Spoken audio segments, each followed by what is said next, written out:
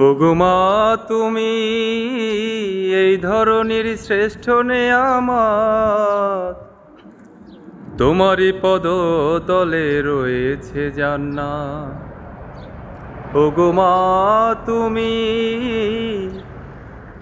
এই ধরনের শ্রেষ্ঠ নেয়ামত, তোমারই পদ তলে রয়েছে জান্নাত। ওগো মা